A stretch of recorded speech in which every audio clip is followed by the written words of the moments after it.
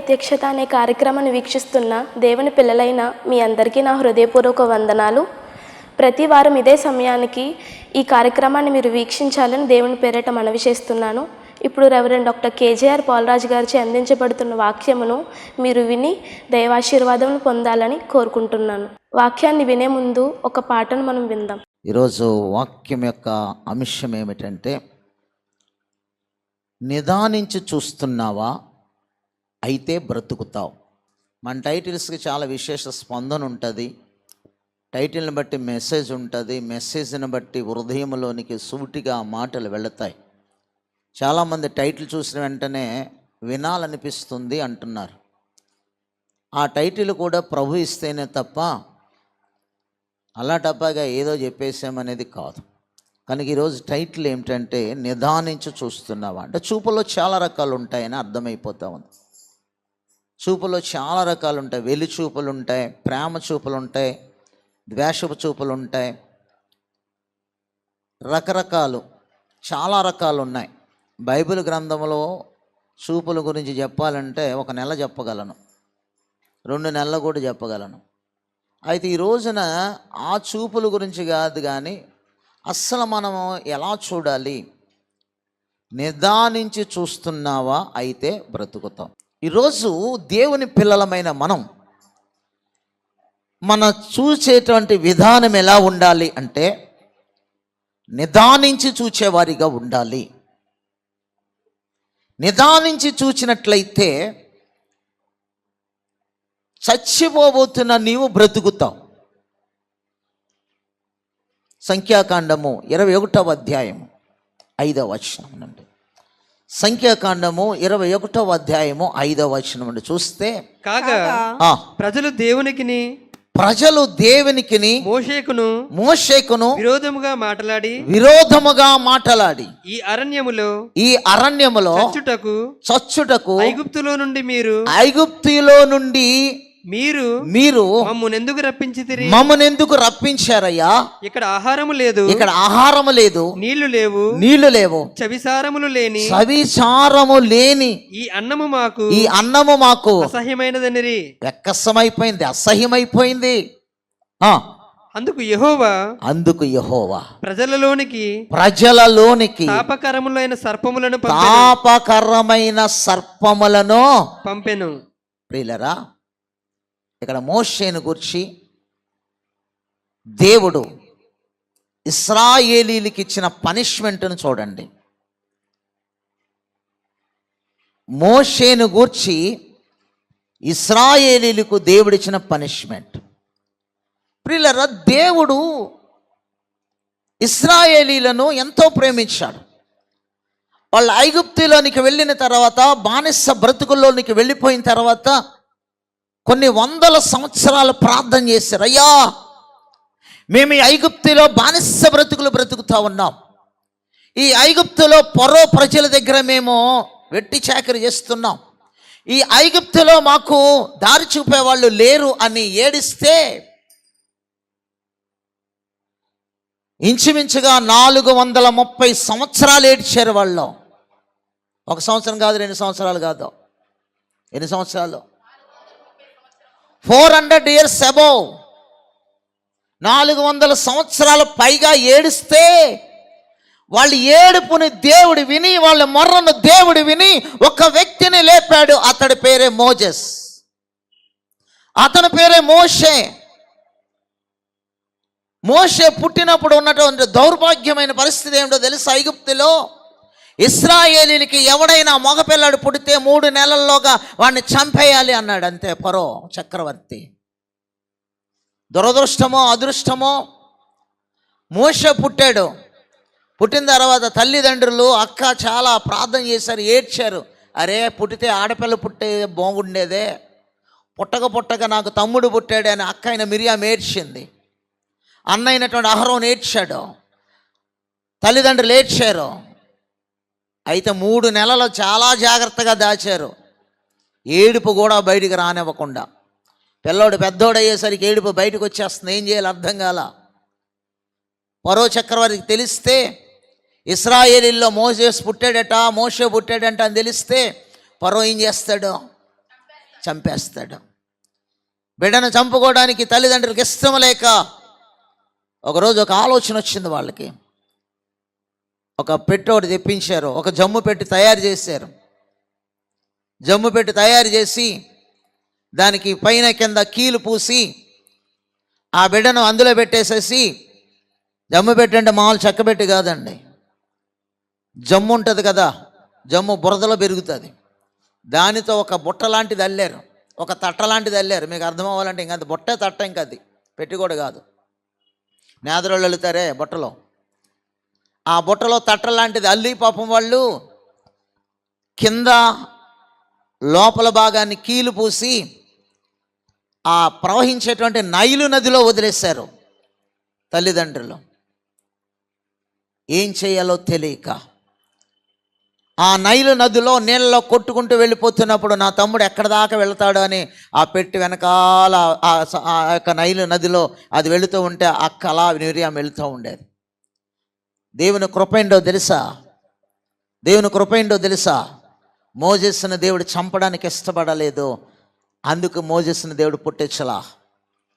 అయితే అదే టైంలో ఫరో యొక్క కుమార్తె స్నానం చేయడానికి, జలకాలాడడానికి నైలు నదికి తన స్నేహితులతో ఫ్రెండ్స్తో వచ్చి స్నానం చేస్తూ ఉంటే ఆ పెట్టి దగ్గరకు వస్తుంది.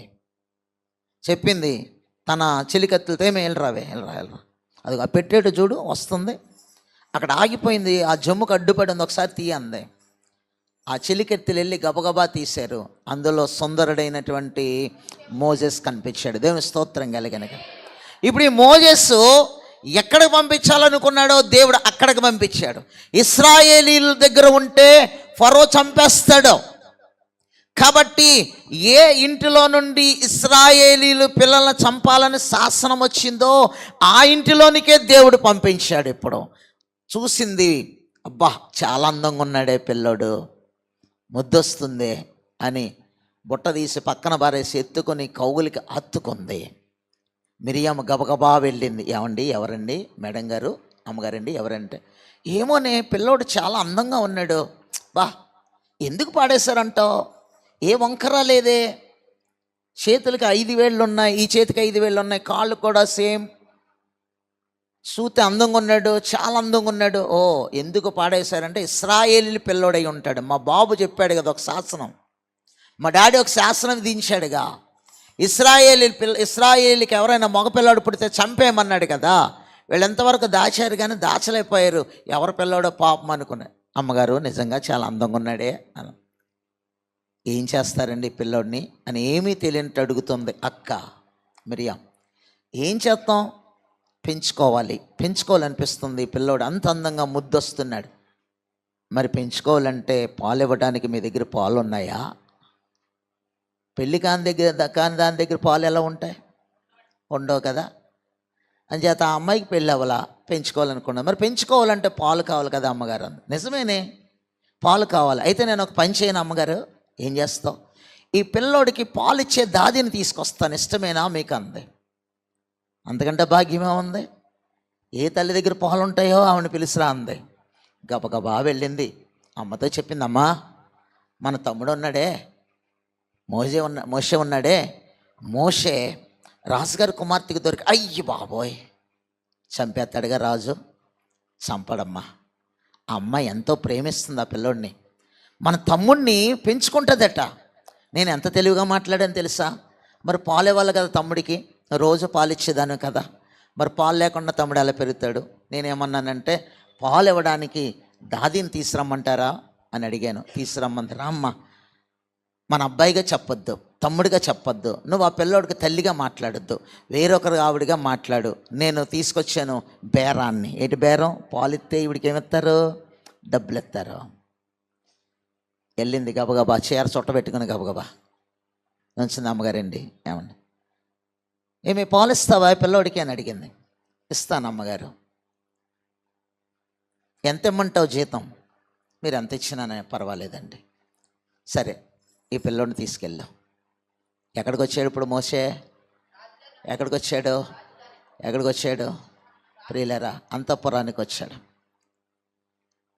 రోజు అక్కడికి వస్తుంది, పాలిస్తుంది, వెళుతుంది.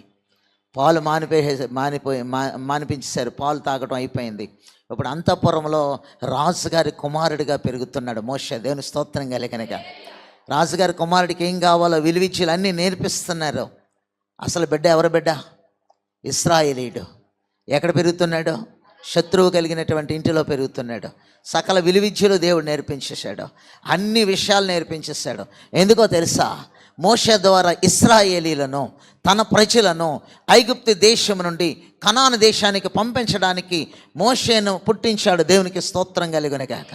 అయితే మోషే అంతఃపురంలో పెరుగుతున్నాడు, కానీ మోషే ఎవరి కొరకు దేవుడు నియమించబడ్డాడు అంటే మోషేని దేవుడు ఇశ్రాయేలీల కొరకు నియమించాడు. ప్రియులారా, ఇశ్రాయేలీలు ఏడుస్తున్నారు, అయ్యా ఇదిగో మిమ్మల్ని రక్షించేవాడు లేడా, మమ్మల్ని విడిపించేవాడు లేడా, ఇదిగో మేము ఈ వెట్టి చాకరి చేయలేకపోతున్నాం, ఈ రాజు దగ్గర బ్రతకలేకపోతున్నాం, ఎంత కష్టపడినా సరే ఇంకా శ్రమ, ఇంకా శోధన, ఇంకా వేదన, ఇంకా బాధలు, అయ్యా మమ్మల్ని కరుణించయ్యా, యేసయ్యా, యెహోవా తండ్రి అని ఏడుస్తూ ఉంటే నా ప్రభువు వాళ్ళ యొక్క ఆక్రందన విని ఇశ్రాయేలీలలో ఒక మోషేని లేవనెత్తి అంతఃపురంలో పెంచినటువంటి వాడు నా తండ్రి అయినటువంటి దేవుడు. దేవుని స్తోత్రం కలుగునుగా. వయసు వచ్చింది, విలువిద్యలన్నీ నేర్చుకున్న దాకా కూడా మోషే అంతఃపురంలోనే ఫరో కుమారుడిగా, ఫరో కుమార్తె యొక్క కుమారుడిగా పెరుగుతూ వచ్చాడు. సుందరుడై రాజుగారి ఇంట్లో ఏం కొదువు ఉంటుంది? ఏం కొదువలేదు. తల్లి సంతోషపడుతుంది, దేవా ఎంతో గొప్పవాడవయ్యా, మా ఇంట్లో తిండి లేకపోయినా అంతఃపురంలో తీసుకెళ్ళి నా కుమారుణ్ణి రాజు తర్వాత రాజుగా పోషిస్తున్నావు, నీకు స్తోత్రం అని ప్రార్థన చేస్తోంది. అయితే అయ్యా నా కుమారుడు ఫరోకు కుమారుడిగా ఉండకూడదు, నా కుమారుడు అయినటువంటి మోషే ఫరో కుమార్తెకు కుమారుడిగా ఉండకూడదు, నీ పిల్లలైన ఇశ్రాయేలీలను రక్షించగలిగినటువంటి నాయకుడిగా చేయి ప్రభు అని ప్రార్థన చేస్తోంది. దేవుడు మోషేతో మాట్లాడుతున్నాడు, మోషే నువ్వెవరో తెలుసా, నీ అమ్మ ఎవరో తెలుసా, మీ నాన్న ఎవరో తెలుసా, నువ్వెక్కడ వాడవో తెలుసా, నువ్వు అంతఃపురంలో ఉన్నావు కానీ చక్రవర్తి కొడుకు కాదు, పెంచుకుంటున్నటువంటి చక్రవర్తి కుమార్తెకు సంబంధించిన కొడుకు కూడా కాదు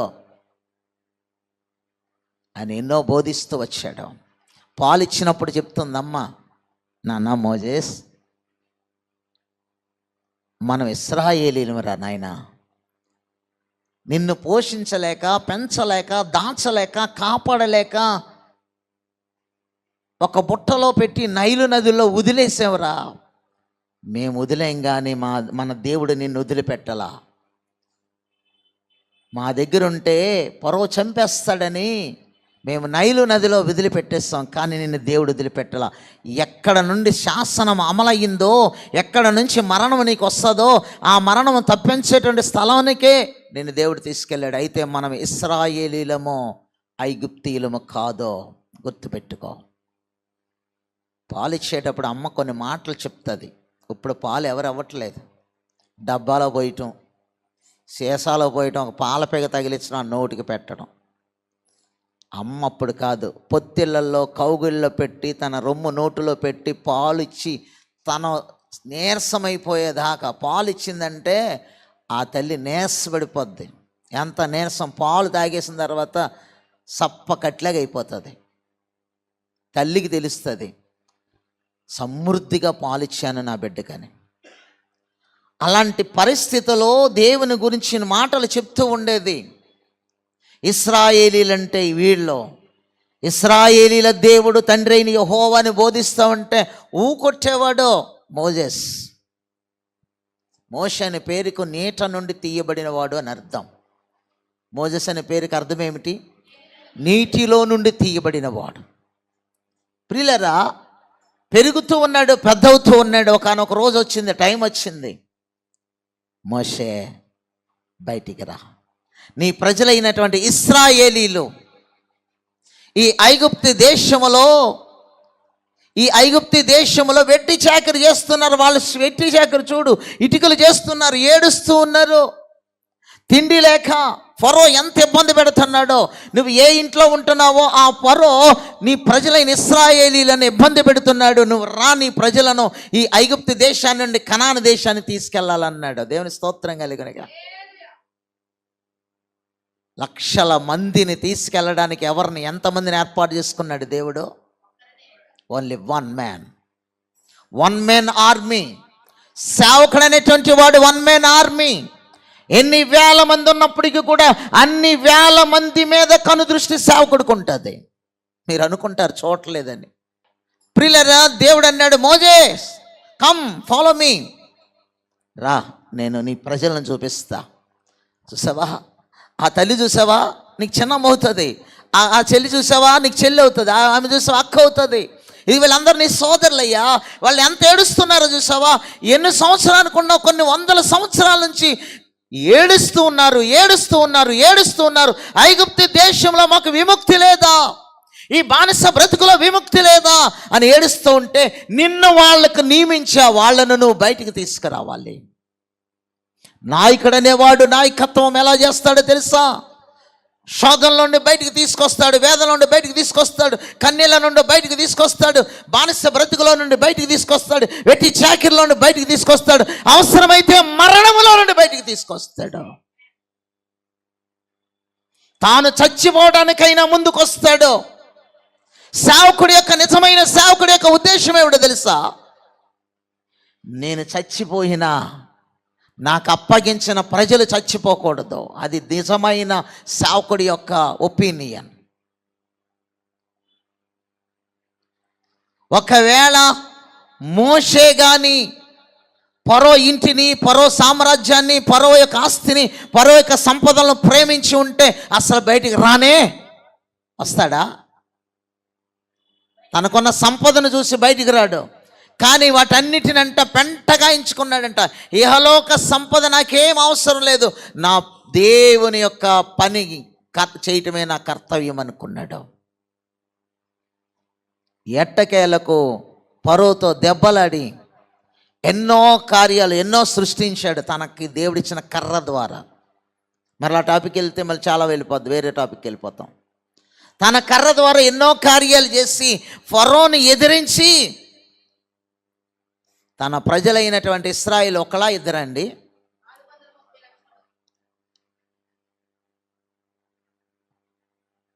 ఇశ్రాయేలీలు ఒకళ్ళు ఇద్దరు కాదు,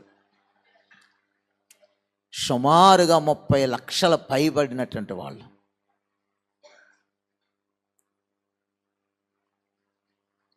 నాలుగు 430 సంవత్సరాలు వెట్టి చాకిరి చేసిన వాళ్ళు అన్ని సంవత్సరాల నుంచి ప్రార్థన చేస్తే ఒక్కగానొక్కడిని లేపాడు, అతడే మోజెస్. ఈ మోషే ఇప్పుడు ఐగుప్తు దేశం నుండి తన ప్రజలైన ఇశ్రాయేలీలను బయటికి తీసుకుని వస్తూ ఉంటే, ఇక్కడ నుంచి మీరు ఏనండి వీళ్ళంట అరణ్యంలో అప్పుడు దరిదాడుడ్డాలు ఏమిరో, రోడ్లు ఏమిలో, అడవుల్లో నుంచి రావాలి. ఐగుప్తు దేశం నుండి తాను దేవుడు ఏర్పరిచిన సిద్ధపరిచిన వాళ్ళకి ఇవ్వదలసిన కనాన్ దేశానికి రావాలంటే కొన్ని సంవత్సరాలు.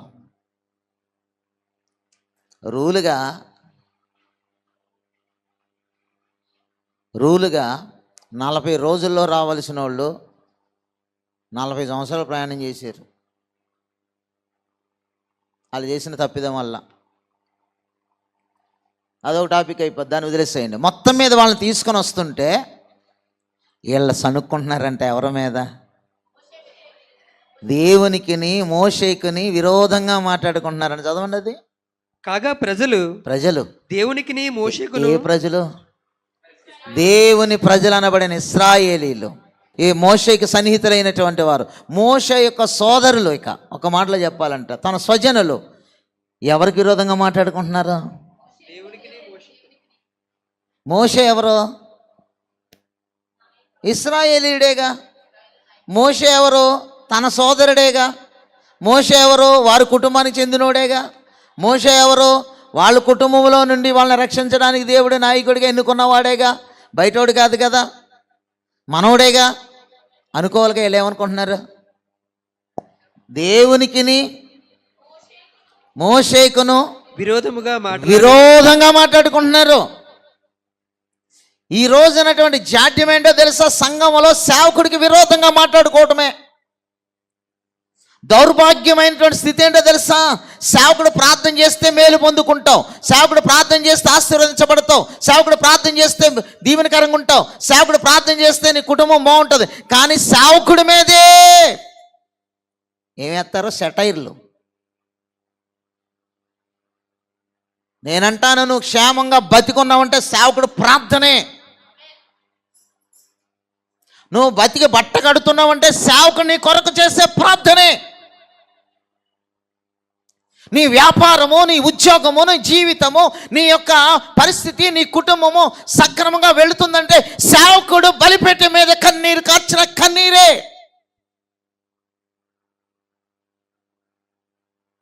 నువ్వు 5 ఏళ్లతో చక్కగా తింటున్నావు అంటే, ఉంటున్నావు అంటే, చక్కగా నిద్రపోతున్నావు అంటే, నిద్రపోయి లేస్తున్నావు అంటే సేవకుడి యొక్క కన్నీటి ప్రార్థన.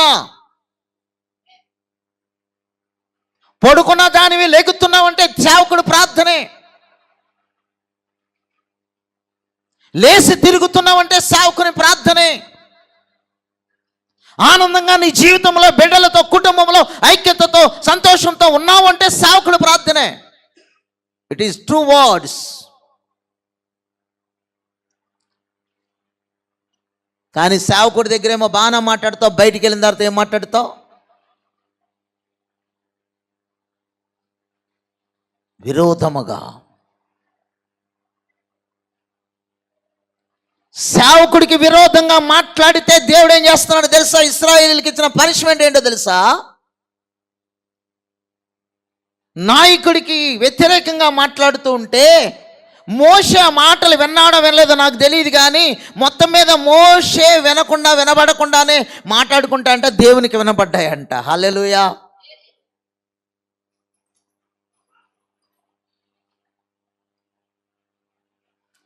ఏం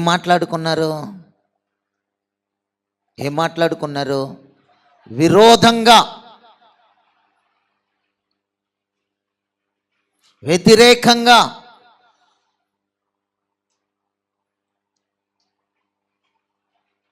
మాట్లాడుకుంటే దేవుడు వినంట తాపకరమైన సర్పాలను పంపించాడంట. ఏమాడు? తాపకరం అంటే మామూలు సర్పాలు కాదు. కొన్ని కరుస్తాయి, ఏం విషం ఎక్కదో, చచ్చిపోం. కొన్ని ఊతాయి, చచ్చిపోతారు దెబ్బకి. కొన్ని ఊతే పొడలు వచ్చేస్తాయి.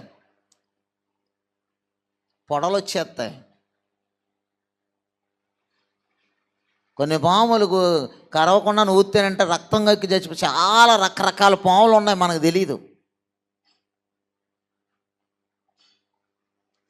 తాపకర సర్పాలంటే అలాంటివి.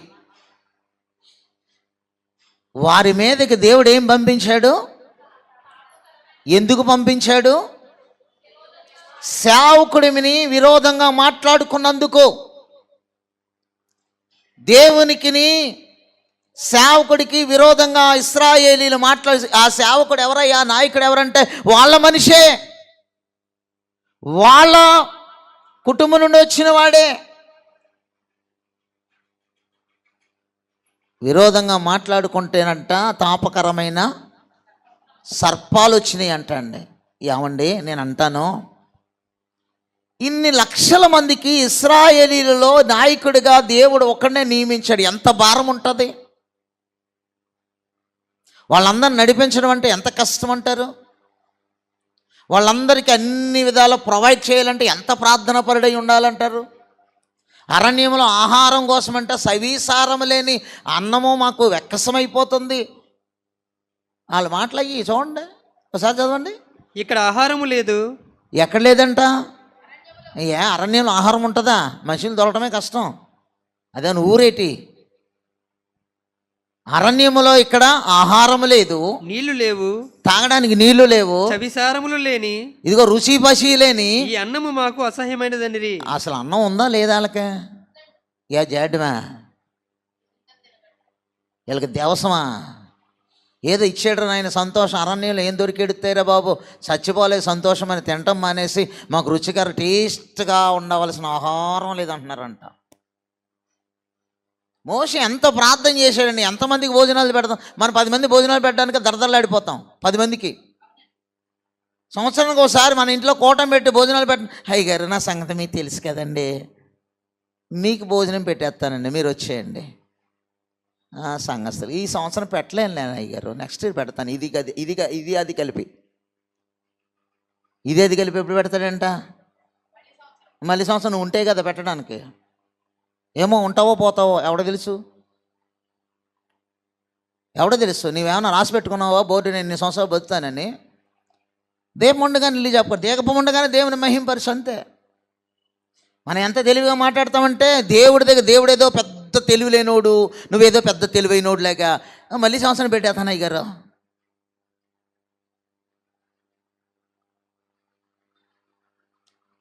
అరణ్యంలో అన్నం దొరకడం కష్టం, అలాంటిది మోషే ఎంత ప్రార్థన చేస్తే అన్ని లక్షల మందికి అన్నం దొరికింది. ఆలోచన ఉండాలి కదా ఈ బుద్ధి లేనోళ్ళకి. ఇంట్లో నలుగురికి పెట్టడమే ఏడుస్తాడు.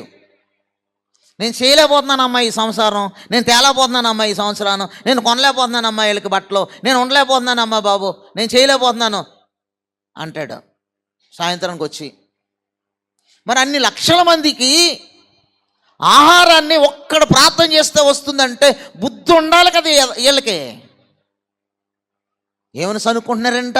పోలేరు బాబు, మోషే ఉన్నందుకు మనకి అరణ్యంలో ఆహారం దొరికింది, అక్కడేమో ఎట్టి చాకరీ చేస్తానా సరే తినడానికి తిండి లేదు, సాయంత్రానికి ఏడిసాం, ఎన్ని సంవత్సరాలు ఏడిసామో అన్న ఏడుపు గుర్తురాలో వీళ్ళకి.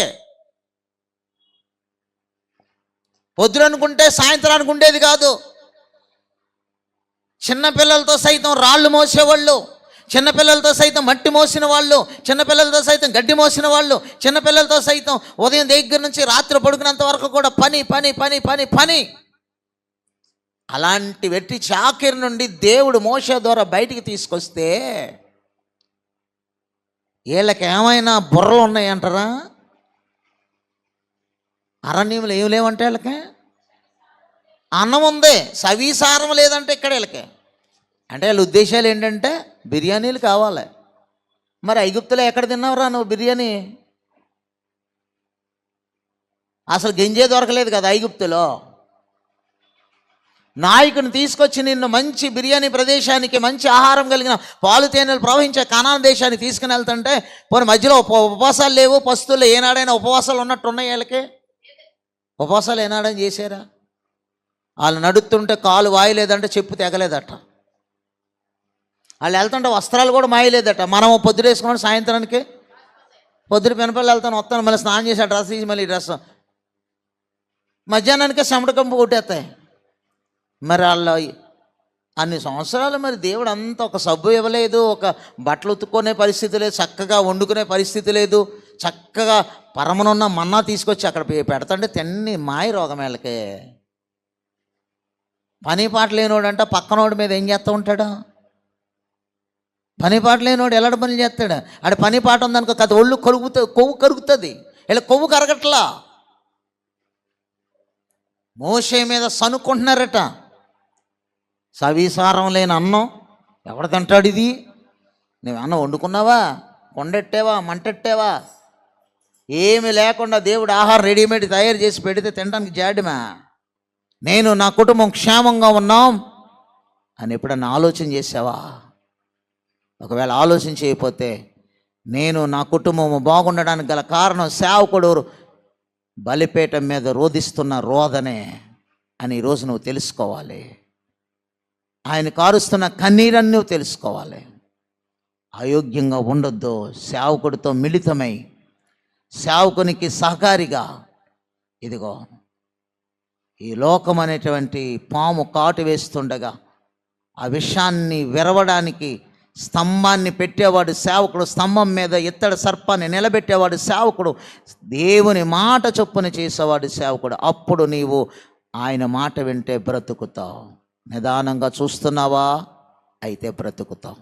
మా చిరునామా రెవరెండ్ డాక్టర్ కేజేఆర్ పోలరాజ్ గారు, new Jerusalem central church, Saidilpeta, Mendapeta, doctor BR Ambedkar, Konaseema district, Andhra Pradesh. మా సెల్ నంబర్స్ 9676497742 మరియు 9618277996.